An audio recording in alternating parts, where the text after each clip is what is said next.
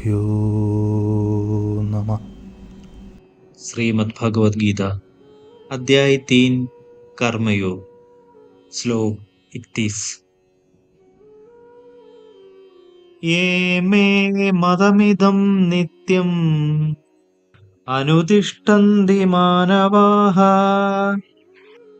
श्रद्धावन्तो अनसूयन्तो मुच्यन्ते ते अपि कर्मभिः।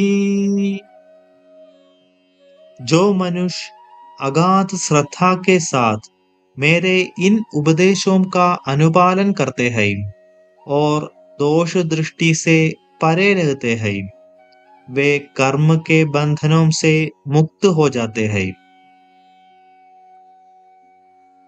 परम कृपालु भगवान ने सिद्धांत शब्द की व्याख्या अत्यंत विशद शैली में मत के रूप में की है।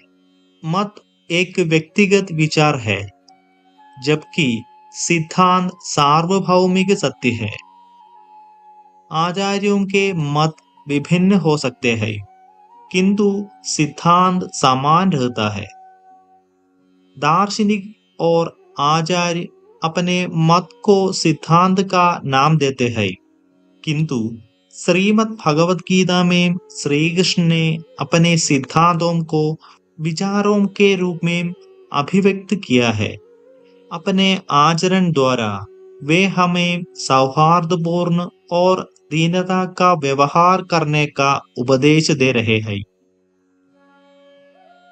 कर्म करने का आह्वान करते हुए श्री कृष्ण अब श्रीमद् भगवद गीता के उपदेशों के महत्व को श्रद्धापूर्वक स्वीकार करने और उन्हें अपने जीवन में अपनाने का संदेश देते हैं।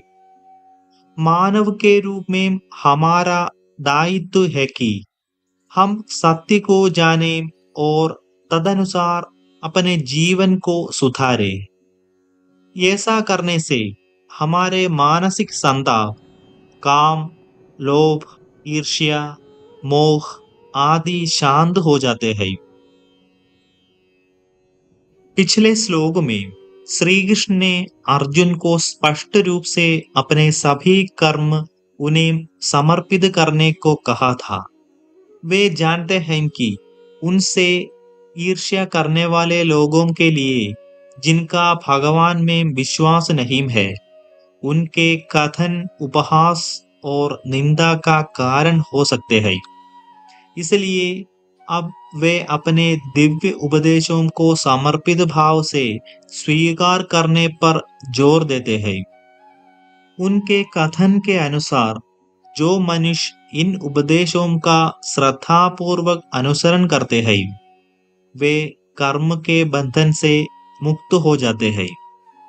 लेकिन जो श्रद्धायुक्त नहीं है, उनकी क्या दशा होगी? उनकी दुर्दशा को अगले श्लोक में व्यक्त किया गया है। आगे हम विस्तार से चर्चा करेंगे।